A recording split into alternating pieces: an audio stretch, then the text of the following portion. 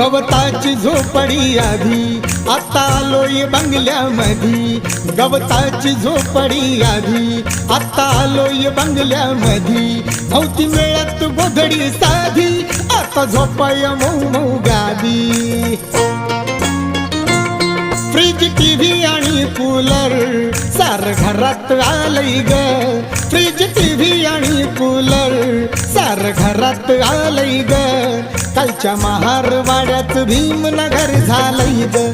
कालच्या महारवाड्यात भीमनगर झालंय ग.